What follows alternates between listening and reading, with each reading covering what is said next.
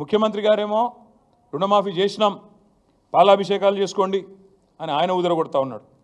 ఇక ఇంకోవైపు వ్యవసాయ మంత్రి గారు 2 లక్షల రుణం అయిపోయింది, తీర్చేసినాం, ఇప్పుడే చూపెట్టాను మీకు ఆయన స్టేట్మెంటు, అయిపోయింది 2 లక్షల రుణమాఫీ అని ఆయన వ్యవసాయ మంత్రి తుమ్మల నాగేశ్వరరావు గారు.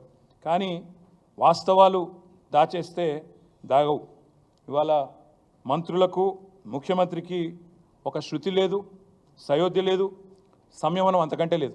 దానికి ఒక చిన్న ఉదాహరణ ఇప్పుడు నేను మీకు చూపెడతాను, ఒకసారి ఆ వీడియో ప్లే చేయాలమ్మా. తిరగకంటే ముందే తెలంగాణ రాష్ట్రంలో ఉన్న లక్షలాది మంది రైతాంగానికి 2 లక్షల రూపాయల రుణమాఫీ, 31,000 కోట్ల రూపాయలను వారికి రుణ విముక్తులను చేసి బ్యాంకుల నుంచి వాళ్లకు స్వేచ్ఛను ప్రసాదించి నా తెలంగాణ రైతాంగం ఈనాడు తెలంగాణ రాష్ట్రంలో రుణ విముక్తులై స్వేచ్ఛా వాయువులు పీల్చుకునే విధంగా ఈనాడు కాంగ్రెస్ పార్టీ నిర్ణయం తీసుకున్నది. మిత్రులారా, కొన్ని ఏదైతే సాంకేతిక కారణాల వల్ల రుణమాఫీ జరగలేదు, వాళ్ళకి 100% మేము రుణమాఫీ 2 లక్షల రూపాయల వరకు చేస్తామని చెప్పి మనం హామీ ఇస్తున్నాం.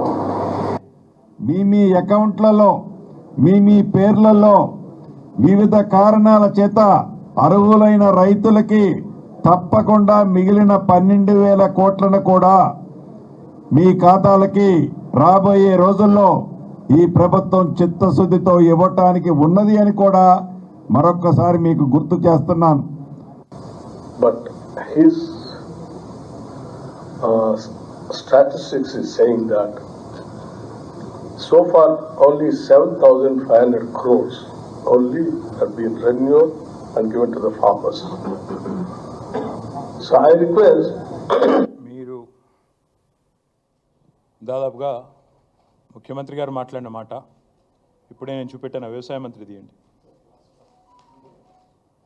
వ్యవసాయ మంత్రి గారేమో 2 లక్షల రుణమాఫీ అయిపోయింది అని ఈ డాంబికాలు వ్యవసాయ మంత్రి.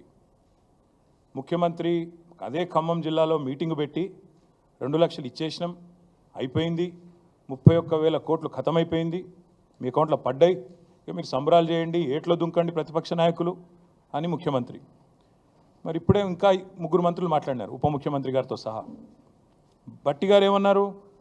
ఆయన చెప్పిన లెక్కలింటే, బట్టి గారు చెప్పిన లెక్కలింటే రుణమాఫీ వట్టిదే అని స్పష్టంగా అర్థమైంది. రుణమాఫీ వట్టిదే, జరగనే లేదు అనే మాట స్పష్టంగా అర్థమైంది. ఉత్తమ్ కుమార్ రెడ్డి గారు చెప్పారు సాంకేతిక కారణాల వల్ల. సాంకేతిక కారణాలు ఏమి లేవు, మీరు ఎట్లా తప్పించుకుందామా అని చెప్పి ఆంక్షలు కొర్రీలు పెట్టి ఎట్లా ఎగరగొడదామా పేర్లు అని చెప్పి చేసిన దిక్కుమాలిన దివాలా కోరు రాజకీయం తప్ప ఇందులో సాంకేతికం లేదు, మన్ను లేదు. అది వారు చెప్తా ఉన్నారు, జరగలేదు, the loan waiver is not completed అని స్పష్టంగా ఉత్తమ్ కుమార్ రెడ్డి గారు చెప్తున్నారు. బట్టి గారేమో ఓన్లీ 7,500 క్రోర్సే రైతుల ఖాతాల్లో పడ్డాయని బట్టి గారు స్వయంగా బ్యాంకర్స్ మీటింగ్లో చెప్తున్నారు. పొంగులేటి శ్రీనివాసరెడ్డి గారు చెప్తున్నారు ఇంకా కాలేదు, 12,000 కోట్లు ఇవ్వాల్సి ఉంది, ఇస్తాము, ఎప్పటిలోపల ఇస్తామో ఆయనకు కూడా తెలియదు, ఏం తెలియదు, కానీ ఇస్తాము అని ఆయన ఉదరగొట్టడం. అసలు ఈ ప్రభుత్వం నడిపే వాళ్ళకి రుణమాఫీ విషయంలో స్పష్టత ఉందా లేదా?